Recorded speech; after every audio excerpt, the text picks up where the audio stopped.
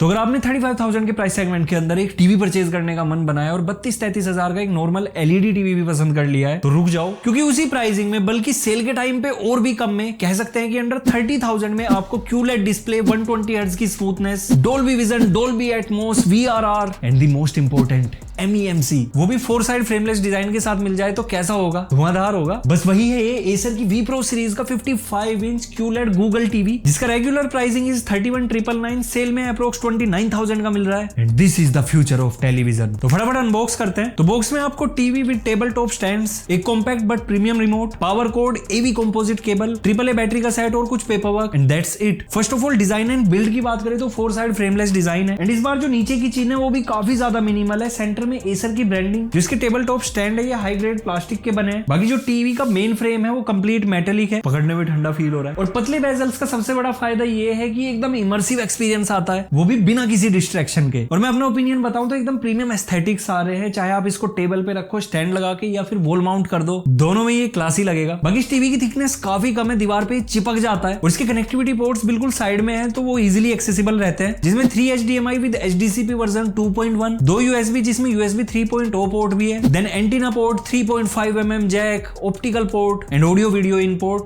मतलब पोर्ट्स की कोई कमी नहीं। देन इसके बॉटम पे आपको 36 वोल्ट के डायनामिक डाउन फायरिंग स्पीकर्स दिए हैं, जिसको आगे चेक करेंगे। अब सबसे पहले इसकी जो मेन हाईलाइट है डिस्प्ले, उसके बारे में बात करते हैं। बोल दो आप भी देख रहे हो, मैं भी देख रहा हूं। तो 55 इंच का QLED VA panel with A+ grade, जो कि 1.07 बिलियन कलर रिप्रोड्यूस कर रहा है एंड आप इस पे किसी भी टाइप का कंटेंट देखो आपको कलर की हर शेड दिखाई देगी। ब्राइटनेस इस टीवी की इतनी तगड़ी है कि राइट नाउ चेक करके दिखाता हूं, HDR हमने कंटेंट प्ले किया हुआ है एंड 45 ब्राइटनेस रखी है। अगर मैं इसको 100% कर देता हूं तो इतना ज्यादा ओवर एक्सपोजर हो जाएगा कैमरे पे, मुझे तो मजा आ रहा है बट आपको व्हाइट दिखेगा, दैट्स व्हाई हमने 45-40 के बीच में रखा है। एंड सही में HDR कंटेंट देखते हुए भी इसकी जो ब्राइटनेस है वो तूफानी लगती है। देन ये TV HDR10, HLG, Dolby vision सब कुछ सपोर्ट करता है एंड अगर आप OTT content like Netflix prime देखते हो, क्योंकि वहीं पे डोल्बी विजन वाला कंटेंट ज्यादा है, तो अलग ही डेप्थ और अलग ही कलर मिलते हैं, जो कि इस प्राइसिंग पे यूजुअली देखने को नहीं मिलता। देन इस टीवी में आपको MEMC मिलता है और MEMC के बारे में अगर आपको नहीं पता तो यहाँ पे फ्रेम इंटरपोलेशन की हेल्प से 30 या 60 FPS के कंटेंट को इस तरीके से अपस्केल करता है कि ये फील होगा कि 120 FPS का कंटेंट देख रहे हो। और स्मूथनेस अभी भी आपको समझ आ रही होगी कि मतलब एक फ्रेम इतना स्मूथ। एडिशनली MEMC इसका बहुत प्रॉपर तरीके से काम करता है और एकदम फ्लैगशिप टीवी वाली फील दिलाता है। बाकी अगर आप पिक्चर सेटिंग्स में जाओगे तो बहुत सारे ऑप्शन है। राइट नाउ हमने पिक्चर मोड डायनामिक रखा है, डायनामिक कॉन्ट्रास्ट टोन, जिससे जो कॉन्ट्रास्ट है वो थोड़ा और ज्यादा डीपर हो जाता है, एंड गामा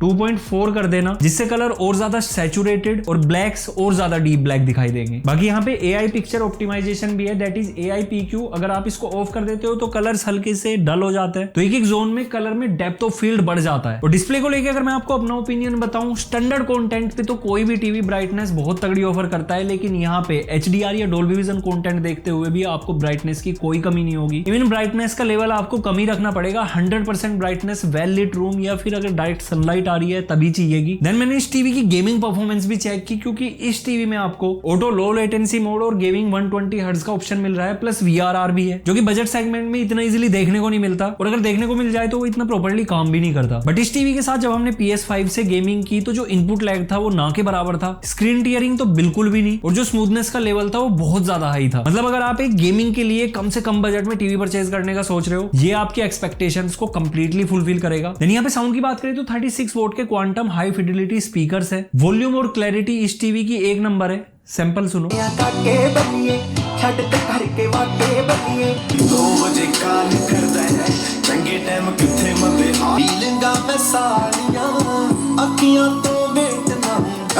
पूरे मेंशन में बम लगा दे, इनकी फट के हाथ में आनी चाहिए। तो देखो ऑडियो सुन के आपको समझ आ गया होगा कि मिड्स और हाइज बहुत ज्यादा क्लियर एंड शार्प हैं। वहीं अगर बेस की बात करें तो बीच बीच में आपको हल्का हल्का पंच मिलता है, एंड कैजुअल व्यूअर हो तो आपको अलग से साउंड बार लगाने की जरूरत नहीं है, लेकिन अगर फिर भी लगाना है तो HDMI, ARC, ब्लूटूथ और 3.5 mm जैक सारे ऑप्शन है।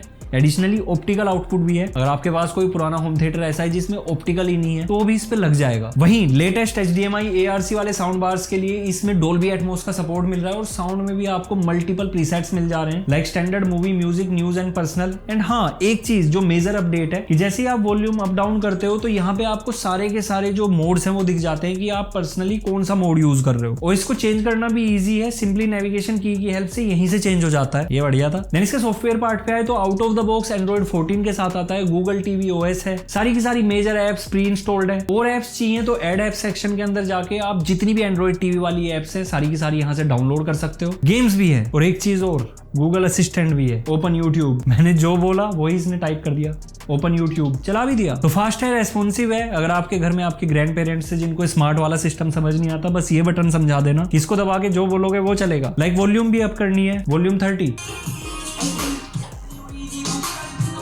म्यूट, क्या बात है। और इसी तरीके से सीमलेसली इसमें गूगल कास्ट काम करता है। आपके फोन पे आप जो भी सर्च कर रहे हो या यूट्यूब पे, नेटफ्लिक्स, प्राइम, कुछ भी कंटेंट डायरेक्टली इस पे स्ट्रीम करना चाह रहे हो, बस कास्ट वाले बटन पे टैप करो, डायरेक्टली इस पे चल जाएगा। बाकी अब टीवी थोड़े एडवांस हो गए हैं, सिर्फ टीवी नहीं रहे। अगर आप इस पे एक वेबकैम भी इंस्टॉल करके यूएसबी से कनेक्ट करते हो तो डायरेक्ट वीडियो कॉल्स कर सकते हो वाया गूगल मीट। ज्यादा स्मार्ट नहीं हो गया? बाकी यहाँ कनेक्टिविटी फीचर्स और भी है, लाइक डुअल बैंड वाईफाई है, ब्लूटूथ वर्जन 5.2 है और 5.2 है, 2 बोले तो 2A। मतलब अगर आप अपने फोन के गाने इस पे स्ट्रीम करना चाहते हो, ऑडियो कनेक्ट में जाओ, टीवी को सर्च करो, फोन से गाने बजा दो इस वाले ऑप्शन पे, देन आपका टीवी एक ब्लूटूथ स्पीकर की तरह काम करेगा। एंड मैं आपके सामने इसको स्क्रॉल कर रहा हूं, बहुत स्मूथली चल रहा है। द रीजन इज यहाँ पे आपको डुअल AI प्रोसेसर मिल रहा है विद 8 आइसोलेटेड लेन GPU। तो चाहे आपकी नॉर्मल यूजेज हो या फिर हाई यूजेज, फटाफट एप्स में स्विच करना हो या फिर स्ट्रीमिंग, कास्टिंग, कुछ भी करना हो, सब कुछ स्मूथली चलता है। एंड कोई मेजर लैग नहीं है। The reason is 2 GB RAM है, 16 GB की स्टोरेज है, तो आप बहुत सारी एप्स इसके अंदर स्टोर करके रख सकते हो। और इस टीवी में हर वो चीज और फीचर है जो आपको प्रीमियम सेगमेंट में देखने को मिलता है, जो कि यहाँ पे तो बहुत ज्यादा बजट में मिल रहा है। तो अगर इस टीवी को लेके एक फाइनल वर्डिक्ट दूं, 32,000 जो कि रेगुलर प्राइस है, अगर उसी को देखा जाए, 120 हर्ट्ज की smoothness, VRR, ALLM, MEMC, Dolby vision, Dolby Atmos, smart Google TV experience, वो भी QLED डिस्प्ले के साथ, और एडिशनली 36 वोल्ट का डायनामिक साउंड आउटपुट। ये सब कुछ एक पैकेज में इतने कम प्राइसिंग में कहीं नहीं मिलता। एंड अगर आप इस प्राइसिंग में 55 इंच का टीवी परचेज करने का सोच रहे थे तो एसर की V Pro सीरीज